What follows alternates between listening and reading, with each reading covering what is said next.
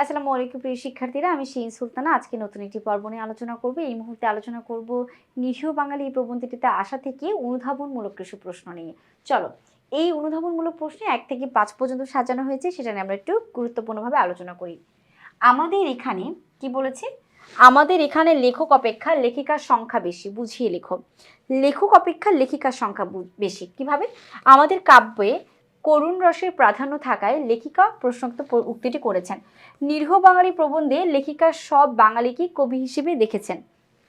তার মতে বাঙালির কবিতায় বীর রসের চেয়ে করুণ রস বেশি, অর্থাৎ বাঙালি সাধারণত সাহসী, দৃঢ় ব্যক্তিত্বপূর্ণ। কাব্য রচনার চেয়ে হৃদয় স্পর্শী, দয়ালু ও শোকপ্রবণ কাব্য রচনাকে বেশি প্রাধান্য দেন। মানে কষ্ট, দুঃখ আছে সেটাকে বেশি প্রাধান্য দেন। তাই এখানে অশ্রু জলপূর্ণ পদ্য বেশি দেখা যায়।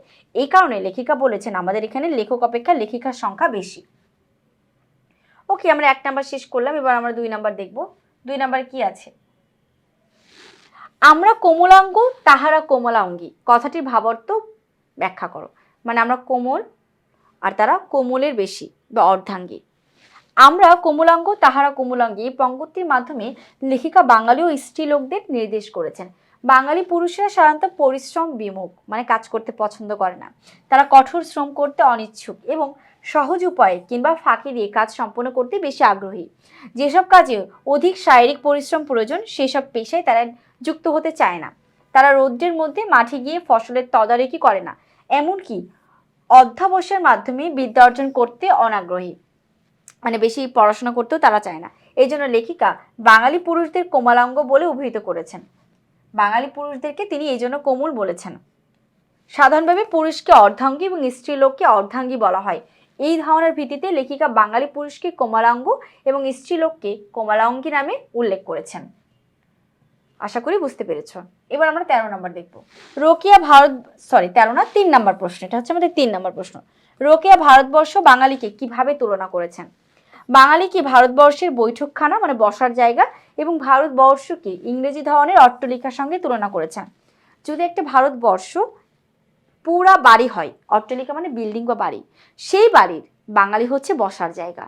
বাঙালিকে তিনি খুব সুন্দর করে তুলনা করেছেন। বাঙালির পরিশ্রম বিমুখতাকে ব্যঙ্গ করেছেন রোকেয়া সাখাওয়াত হোসেন। আর এই কারণেই তিনি ভারতবর্ষকে একটি ইংরেজি ধরনের অট্টালিকার সঙ্গে তুলনা করেছেন এবং সেই অট্টালিকার সাজসজ্জা হিসেবে তিনি বাঙালিকে বুঝিয়েছেন। তিনি বলেছেন বাঙালি পদ্মনি যদি ভারতবর্ষ সরোবর হয়। আর সরোবর মানে দিঘি, ভারতবর্ষ যদি একটা দিঘি হয় তাহলে সেই দিঘির মধ্যে বাঙালি হচ্ছে পদ্মা ফুল। আর ভারতবর্ষ যদি উপন্যাস হয়, বাঙালি তার নায়িকা। এইভাবে তিনি ভারতবর্ষ বাঙালিকে তুলনা করেছেন।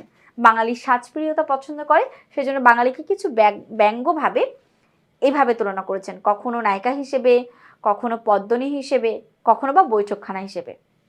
আচ্ছা, এবার আমরা 4 নম্বর প্রশ্ন দেখব। 4-এ কি আছে?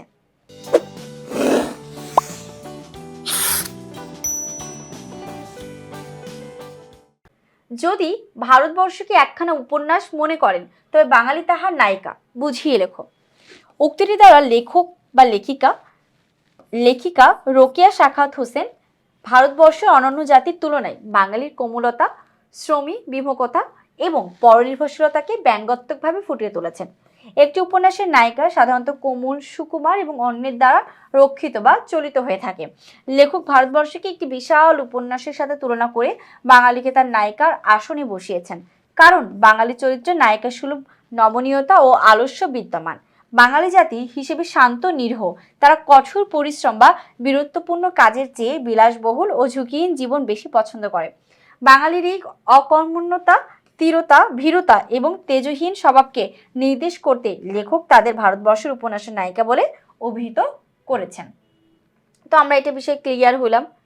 এবার আসি আমরা 5 নম্বর প্রশ্নে। কাদের পদ্যের অশ্রুজলের বন্যায় বঙ্গদেশ ডুবে যাচ্ছে ব্যাখ্যা করো। বাঙালি নারীদের বিলাপ প্রলাপপূর্ণ পদ্মের অশ্রুজলের বন্যায় বঙ্গদেশ ডুবে যাচ্ছে। মানে বাঙালিরা হৃদয়, কষ্টের গান, কষ্টের ছবি, কষ্টের মুভি এগুলো দেখে পছন্দ করে, আর ওই দেখে নারীরা কাঁদে, আর সেটা দেশেই পুরো বাংলাদেশ ডুবে যাচ্ছে। বাংলা নারীদের স্বভাব কবি বলে হাস্যরস করেছেন নিরীহ বাঙালি প্রবন্ধের লেখিকা। তারা তাদের ব্যক্তি জীবনের অভাব, দারিদ্র্য, দুঃখ সামনে এনে এ ধরনের অশ্রু প্রবাহ ঘটায়, অথচ তারা কখনো তাদের এই দারিদ্র্য থেকে বের হওয়ার চেষ্টা করে না। তারা তাদের কাব্যে অশ্রু প্রবাহ ঘটাতে গিয়ে বিশেষণ অতিশায়নের মধ্য দিয়ে নানাবিধ নতুন শব্দ উৎপন্ন করে, যা অশ্রু প্রবাহের উপযোগী। বাঙালি নারীদের কাব্যক্ষেত্রে বাড়াবাড়ি তুলে ধরেছেন লেখিকা এই বাক্যটিতে। আশা করি তোমরা সকলে বুঝতে পেরেছো। আমি আজকে এই পর্যন্তই আলোচনা করব। পরবর্তী পর্বনে খুব দ্রুতই হাজির হব। সে পর্যন্ত ভালো থেকো, সুস্থ থেকো। আল্লাহ হাফিজ। আসসালামু আলাইকুম।